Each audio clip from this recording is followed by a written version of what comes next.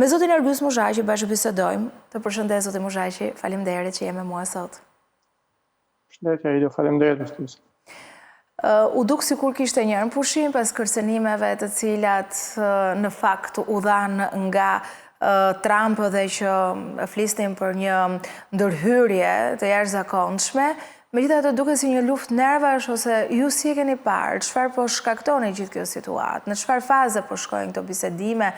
sa mund të çojnë drejt një paqeje? Jo më larg se dje në një analizë time në një studio televizive argumentova sipas meje që kjo është një marrëveshje shumë e brisht dhe faktikisht nuk mushën as 24 orë që marrëveshja rezultoi të ishte e brisht. As Hormuzi është liruar, as bombardimet nuk kanë pushuar. Argumentova dhe vazhdoj të argumentoj që në një përplasje të këtyre dimensioneve nuk janë thjesht dy palë. Pra nga një anë Irani dhe nga ana tjetër Shtetet e Bashkuara të Amerikës dhe ne me sa duket harrojmë ta përmendim që është Izraeli. Shumë i rëndësishëm në këtë pikë, është iniciatori edhe mbështetësi i përplasjes, i lëvizjes dhe madje në debatin e ri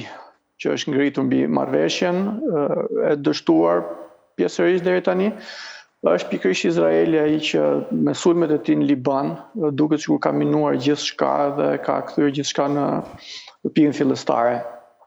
Pavarësisht se palët do kenë pretendime për njëra tjetrën, por po them një opinion nga një këndvështrim i jashtëm ndërkombëtar i analizëve të paanshëm. Kështu që mendoj që në këtë marrëveshje që faktikisht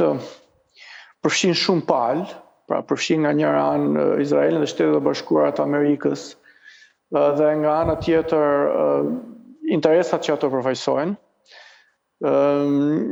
Po ashtu kemi Iranin dhe interesat që i përfaqësojnë. Edhe pse Irani është në një pozitë, le të themi, mini polarizuese në botë, është qendra e shiizmit, është një shtet autonom në le të themi në mënyrën e strukturimit, organizimit dhe të veprimit të tij në tregun ndërkombëtar. Ka burimet e veta, është një nga shtetet që pothuajse arrin ta mbajë veten me burimet e tij, pra burimet energjetike, burimet njerëzore dhe gjithçka tjetër. Është në një pozitë që ka detyrimisht një mbështetje dhe një bashkëpunim me faktorë të rëndësishëm të poleve madhore në botë, siç është Kina, siç është Rusia, siç është bërë pjesë e marrëveshjes së BRICS-it. Dhe si i tillë nuk është se ulet thjesht dhe i vetëm në tavolinë. Pavarësisht mendoj që ai me rezistencën këtyre dy herëve, këtyre dy luftimeve intensive që ka pas me Izraelin, pra edhe në luftën 12 ditore dhe në luftën e fundit rreth sa i shkon 45-40 ditë, ai ka treguar që është i aftë të përballojë luftime të vështira, është i aftë të përballojë sfida të rënda për shumë vende të tjera të botës, por sigurisht në tavolinë nuk ulet i vetëm. Në atë letrën e marrëveshjes duhen hedhur firma dhe duhen vënë vulat nga disa superfuqi botërore, të cilat me sa duket akoma nuk kanë arrit gjuhën e përbashkët edhe zgjidhjen se si do t'i në farë mënyrë akomodonte të gjitha palët. Mendoj që në këtë përplasje manifestohen interesa më madhore se sa dy shtete rajonale, siç është Izraeli dhe Irani, të cilët praktikisht në vetvete përmbajnë interesa shumë madhore, siç janë interesat e Izraelit, i cili ka mbështetjen e padiskutueshme për shumë dekadash të Shtetet e Bashkuara të Amerikës, në shumë dimensione, vazhdon ta ketë. Dhe po ashtu në këtë përplasje të interesave globale, Kina në radh parë është e pakënaqur me mënyrën se si po i ngushtohet laku, jo vetëm në det, por edhe në hapësirën toksore, nga pala e Amerikës edhe alatëve të saj. Po ashtu edhe Rusia ka qenë dhe vazhdon të jetë e pakënaqur me mënyrën se si përpiqen të impozohen asaj politika nga jashtë, kryesisht nga shtetet perëndimore, dhe vazhdimisht e ka reflektuar këtë me luftë. Pra Rusia ka bërë luftë mas luftës humbur me Afganistanin, ka bërë luftë me Çeçenin, ka bërë luftë me Gjeorgjin, tash po bën luftë me Ukrainën, që janë gjitha vende kufitare me Rusinë dhe gjitha vende të cilat me një farë mënyrë janë përpjekur në ndikimin e perëndimit që të ndërhyjnë edhe ti ndryshojnë ose përpiqen ti ndryshojnë status quo si një superfuqi botërore Rusisë. Kështu që në një moment të tillë kemi një Kinë të pakënaqur me rrethimin që po i bë dhe me pengesat që po i dalin, dhe e cila besoj që ka ndihmuar Iranin me teknologji luftarake dhe jo vetëm, dhe si e tillë mund të them që ka rezultuar e suksesshme në këtë aspekt. Kemi një Rusi e cila është artikuluar si një, le të themi, veprim i gabuar i Evropës, që përkundrejt interesave që kishte, ka kaluar në një përplasje me Rusinë, kur ndërkohë ka interes ekonomik për sa i përket burimeve të naftës dhe të gazit të rus, edhe është shprehur kjo lloj keqardhje në qarqe të drejtuesve të lartë europian, aty këtu. Kemi një Amerikë e cila, sidomos me daljen e BRICS-it dhe me lëvizjet e tjera të rivalëve të saj të fortë, e kuptoj. Do t'i tregojë atyre që nuk ka për ta lënë as pak vendin e numrit 1 në botë, edhe gjithë tjerë duhet ta kenë parasysh këtë. Tani, ndaj kujt po shtohet presioni? Ndaj Iranit, apo këtu ka dhe presion që por ka presion edhe ndaj Shteteve të Bashkuara të Amerikës në raport me NATO apo dhe me vendet e Bashkimit Evropian? Se u fol për Hormuzin, por iranianët kanë bërë pra për marrëveshjet, ato që ju e keni cilësuar të brisht, kanë bërë që anijet të kthehen sërish pas duke mos e respektuar. Po, në analizën time edhe këtë argument, pra është një vëzhgim i drejtë i juaj, edhe këtë argument unë e përdor, në qoftë se do kishim një ndërprerje të luftimeve, qoftë edhe të përkohshme ose të përhershme, të paktën për një kohë relativisht gjatë për disa vitesh, mendoja që dhe vazhdoj të mendoj që arsyet më të rëndësishme do ishin në radhë parë arsyet ekonomike, arsyet ekonomike të cilat me bllokimin e ngushtisës Hormuzit kanë bërë një pjesë të rëndësishme të botës që të vujë pasoja ekonomike për shkak të karburanteve të cilat nuk po lëvrojnë dhe janë rritur çmimet, që ka sjellur një rritje zinxhir të çmimeve në shumë asortimente dhe në shumë gjeografi të botës. Nga njëra anë, ky presion ekonomik ka ndikuar në farë mënyrë është reflektuar në Shtetet Bashkuara të Amerikës, përveç Izraelit që e ka dhe e ka.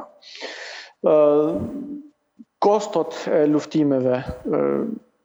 për te kësaj janë shumë të larta, sidomos për Shtetet Bashkuara të Amerikës, përdoren armatime të sofistikuara, armatime të shtrenjta, në mënyrë të përditshme, ku $100 milion harxhohen në mënyrë të përditshme, ndërkohë që nga ana e Iranit kjo kosto është goxha më modeste, le të themi. Dhe këto argumente, pra argumentet ekonomike të brendshme dhe të jashtme për Shtetet Bashkuara të Amerikës, padyshim që sjellin edhe elementin politik të brendshëm dhe të jashtëm, po për Shtetet Bashkuara të Amerikës, me që po marrim këtë pjesë botës në analizë për momentin, edhe politikat e brendshme në Shtetet Bashkuara të Amerikës po shfaqen goxha të disfavorshme për sa i përket mënyrës si Trumpi po përpiqet të administrojë punët në Amerikë, por sidomos punët me Izraelin dhe luftën me Iranin. Dhe po ashtu aleatët tradicional dhe më të ngushtë të Amerikës, më radh parë shtetet anëtare të NATO-s, kanë shprehur haptazi jo vetëm pa kënaqësinë, por edhe mos aprovimin për ndërhyrjen luftarake që u bë në Iran. Kanë shprehur qartazi, pra kanë penguar përdorimin e bazave të tyre ushtarake dhe resurseve të tjera, qoftë të hapësirës ajrore, në mbështetje të këtyre luftimeve. Pra, me një farë mënyre mund të themi që pakënaqësitë ka hershme të NATO-s, paktën këtyre viteve të fundit, paktën që nga mandati i parë i presidencës Trumpit, janë kthyer në sinjale të forta krisjesh brenda aleancës. Jo shpresojmë të rikuperohen dhe besoj që edhe masat, pra në analizën time argumentoj që edhe masat që Amerika është detyruar të marrë në respekt të mirëqenies ekonomike të aleatëve të saj dhe të vetes vetë, dhe po ashtu të ekuilibrave politik të brendshëm dhe të jashtëm, brenda tregut politike amerikan dhe po ashtu me alatët tradicional amerikan, arritën në një pikë delikate me këto luftime që po zgjashin më shumë nga që do të kishin dëshirë njerëzit zgjashin, alatët zgjashin, dhe mendoj që ky është një argument i fortë për t'u marrë parasysh. Po ashtu edhe Izraeli nuk është fush me lule në tregun e brendshëm politik. Kemi kryeministër atje që përfaqëson një aleancë të ekstremit djathtë, jo vetëm politik, por edhe fetar. Ai është në hetim edhe në gjykim për korrupsion, për akuzat forta korrupsioni, i rrezikohet, qartësi për rrezikohet pushteti politik. Opinioni i brendshëm është ekstremisht i pakënaqur, pavarësisht përqindjeve të larta që ato kanë në, le të themi, mbështetje të spastrimit Gazës dhe Bregut Perëndimor, por janë pakënaqur me mënyrën se si po vujnë njerëzit aty, me pengjet që u morën nga Hamasi, me zgjatjen e luftimeve, me dështimet të shtrira në kohë në këtë drejtim, dhe mos harrojmë me një nga momentet më të ulta, le të themi, të besueshmërisë dhe të legitimitetit dhe të dashamirësisë pro-izraelite në mbar opinionin ndërkombëtar. Ndërkohë, ne kemi një historik si vend në fakt me Iranin, që ne konsiderohemi vend armik për shkak të këtij historiku që ne dim, ndërkohë pati një kulm të një deklarate ose saktë analiza kulmoi kur patëm një deklaratë të Bashkuara të Amerikës për sulme të mundshme. Po, ndalëm të kjo e fundit që më pas ndau opinionin publik tonë, ata që janë skeptik nëse vërtet mund të ketë sulme ose është një deklaratë vetëm politike, po lexoja që një pjesë e mirë analizës thonë që nëpërmjet celulave mund të goditet Shqipëria për shkak se duan që ta bëjnë ose do të duan që ta bëjnë shembull si një vend armik i Iranit. Zëmë, shihni ju rrezik real se kemi kaluar nga raketa që do na vinin në Mans, që u analizuan më herët, që i dim qëndrimet, tani tek celulat për ato vende që mund të jenë të ekspozuara dhe më pak flitet për Manzën. Në radhë parë duhet të them që nuk mund të shprehim asnjë lloj simpatie për Iranin ne si Shqipëri, pavarësisht se historikisht nuk është se kemi pas një problem me këtë vend. Është një vend që lidhjen historike me ne ka më tepër kulturore dhe gjuhësore për shkak të bashkëjetesës të hershme që kemi pas në Perëndërinë Osmane. Përndryshe, ka thjesht një diçka egzotike me letërsinë, me ato 1001 netët e Sinbadin, që janë këto historive të tjera, do të thënë që me këtë mënyrë është afruar në një farë mënyrë kultura iraniane me kulturën tonë dhe në diçka tjetër frutikulturë. Kemi disa lloje lulesh edhe frutash që vinë nga Irani që në kohën e Perëndërisë. Kaq. Përkundrejt kësaj, Irani ka pas investime në vendin tonë, jemi të vetëdijshëm për këtë. Ata kanë investuar kryesisht në fushën intelektuale, pra mburime njerëzore, në maskimin fetar dhe jo vetëm. Gjithashtu duhet të themi që Irani nuk është se gëzon simpatinë e asnjë, po praktikisht asnjë vendi rajonal ku ai ndodhet. Nuk gjatë gjithë këtyre viteve apo dekadave mund të themi vendet muslimane sunite të rajonit, arabe ose jo qofshin, janë të vetëdijshme dhe madje akuzojnë Iranin se është shkaktar i shumë krizave në rajon edhe i shumë gjakderdhjeve në rajon. Nga njëra anë. Nga ana tjetër mendoj që në këtë pikë, në fushën e marrëdhënieve ndërkombëtare që kanë të bëjnë me Iranin, mendoj që vendi jonë është nxituar në mënyrën si ka trajtuar këto marrëdhënie. Nuk po them se detyrimisht duhet të kishim marrëdhënie miqësore, por jemi nxituar, mendoj unë, në mënyrën se sa shpejt edhe në mënyrë arbitrare kemi vepruar. Është e vërtetë që ne pësuam sulme kibernetike, u argumentua në të kohë, madje unë kam qenë një nga mbështetësit e idesë që ka qenë Irani sipas informacioneve nga aleatët tanë më të rëndësishëm dhe të besueshëm, që Irani ne kishte kryer këto sulme kibernetike. Megjithatë mendoja që atëherë që vendimi për ta përzënë brenda 24 orëve ambasadën e Iranit të paktën duhet ishte marrë në një shkallë më të gjerë vendimmarrëse. me kontribut më të madh shtetëror se sa thjesht vendimi i kryeministrit. Mendoja dhe vazhdoj të mendoj që lëvizjet e marrjes mekut në Shqipëri, në atë mas, pra 3.000 kusur vetë se janë ato, në atë mënyrë funksionimi, ka qenë një vendim i nxituar dhe i panevojshëm,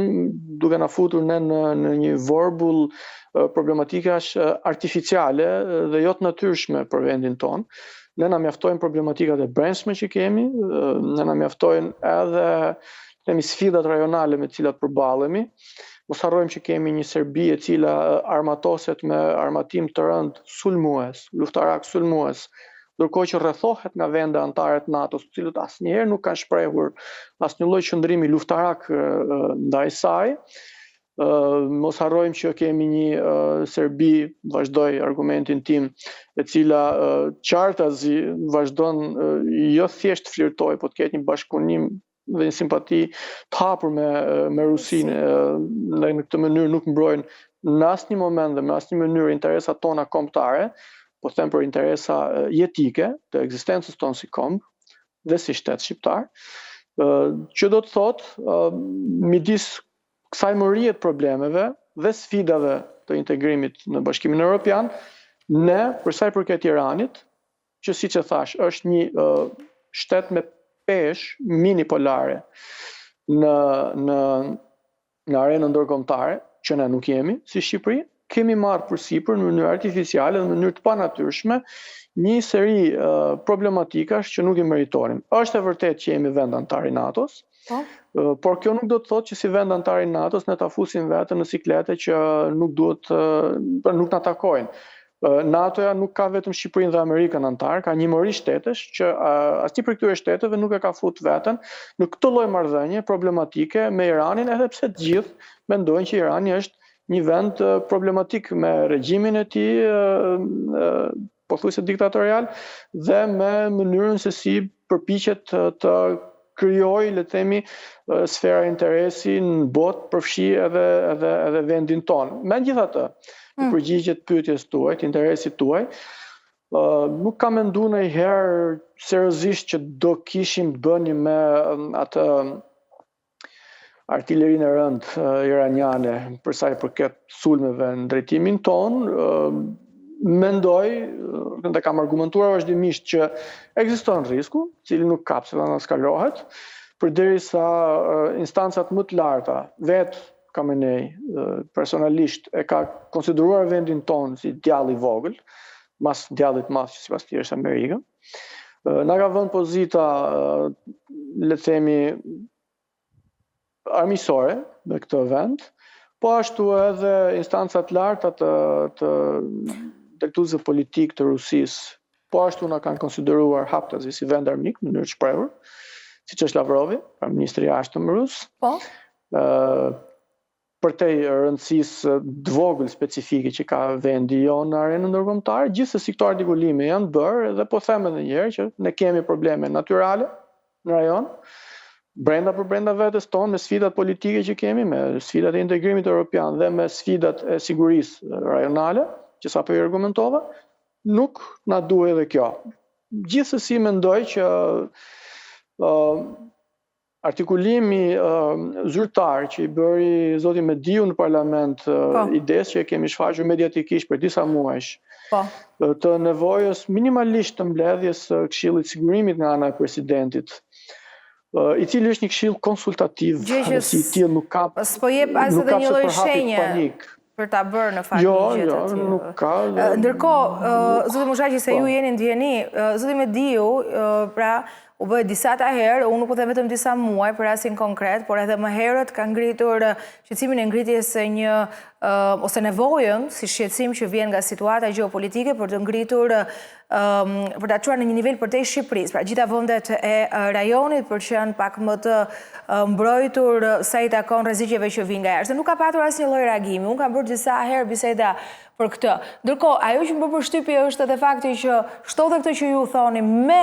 të drejtë që minimalisht nëse atë nuk e bën në konfliktin mes Ukrainës dhe Rusisë. Tashmë i kemi një tjetër konflikt të mblidhet të Këshillit të Sigurisë Kombëtare dhe gjë që s'po ndodh. Ndërkohë, ne ende si shqiptarë nuk dim për këto rrisqe, nëse ka ndonjë mas që është marrë, pra nëse këto procedura që i takojnë për të bërë nuk i bëjnë, për se çfarë peshe do të kenë, apo çfarë roli. Pa ka ndonjë mas kur flet Ambasada e Shtetit Bashkuar të Amerikës, kur ne kemi Mekun këtu, kur gjithnjë më shumë shihemi si një vend i vogël, por që mund të bëhemi ndoshta edhe shembull nëpërmjet celulave apo mënyrave që ata e dinë, se që jemi bërë shembull për goditjet që dyshohet se vinë nga iraniani në kuadër të kibernetikës, këtë e kemi si fakt. A janë grupe terroriste? A është këtu grupi strukturar kriminal? Se dim, po deri tani ja kemi vënë Iranit apo grupeve të caktuara që mund të jenë ndoshta edhe me konotacion terrorist më pas.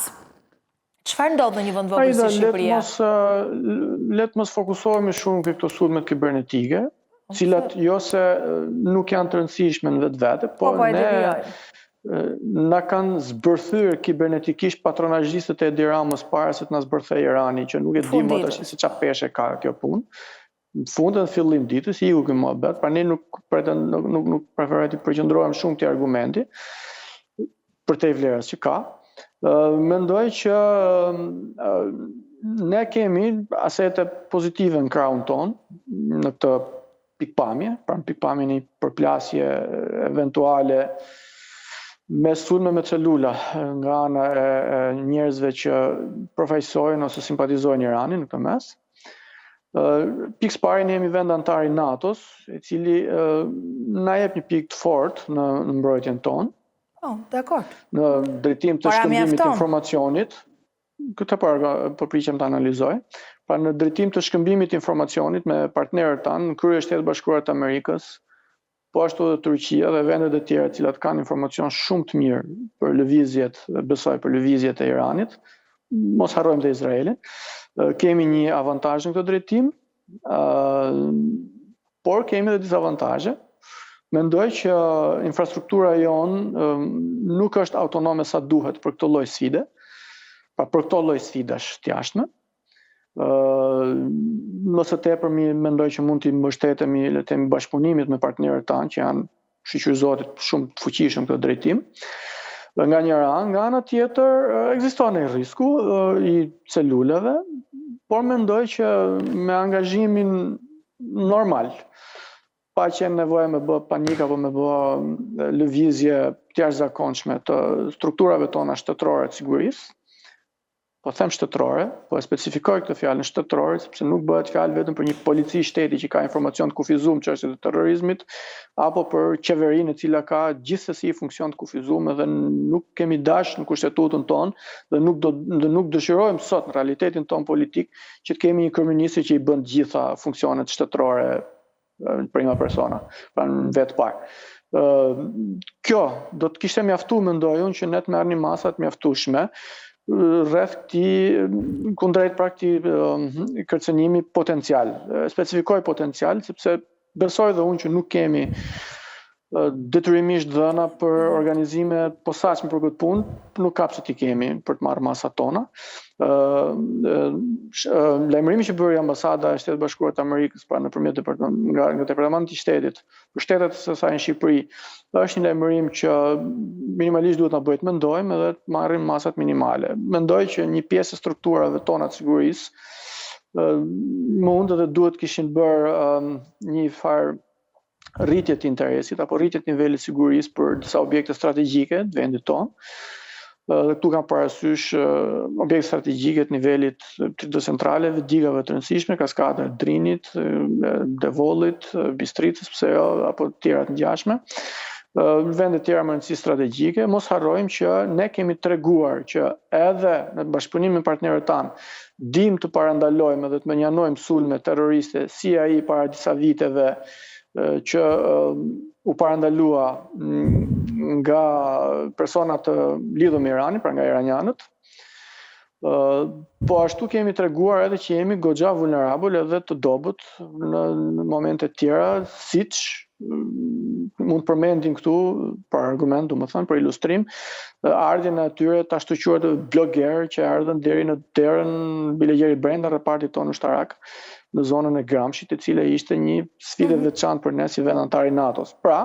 kemi pikat tona pozitive, kemi pikat tona negative, ajo që mendoj që po na penalizon tashti në qenurit e një shteti serioz, është pikërisht nevoja që kemi që manifestojnë institucionet tona shtetërore të lloj autonomie që ofron kushtetuta në mënyrën e veprimit tyre dhe mënyrën e organizimit tyre me njëra tjetrën, ku pika më e rëndësishme e organizimit të tyre është presidenti dhe presidenca dhe jo ekzekutivi.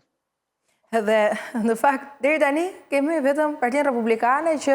kërkon këmbgul, por që siç duket këto institucionet tona. Deri tani Partia Republikane si parti, duke shfrytzuar edhe një fakt që zoti Mediu ka qenë ministër i mbrojtjes dhe është njeri shumë i lidhur me çështjet e sigurisë, sidomos me çështjet e NATO-s, me kontaktet e vazhdueshme, pa diskutueshme që ka kryesisht me Shtetet Bashkuara të Amerikës, por jo vetëm. Kontaktet janë shumë të rëndësishme, konferencat në cilat ai merr pjesë jo vetëm si dëgjues por edhe si folës. Edhe në Bashkimin Evropian janë të nivelit shumë të rëndësishëm dhe aty shkëmbehet një nivel shumë i lartë informacioni me personazhe shumë të larta.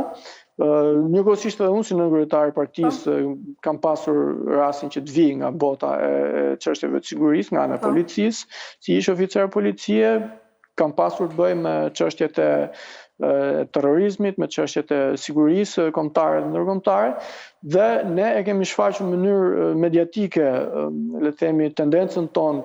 për ta nxitur këtë strukturë, jo si strukturë ultimative, po si një strukturë që tregon minimalisht seriozitetin e shtetit tonë, sepse është konsultative, e tashmë zoti Mediu e ka bërë edhe në kërkesë zyrtare dhe publike në seancën e fundit parlamentare, ku patën dhe ato problemet e tjera me mungesën totale të seriozitetit nga ana e palës socialiste. Është evidentueshme. Faleminderit zoti Muzhaqi. Faleminderit, ju përshëndes, transmetim mbar. Najsi.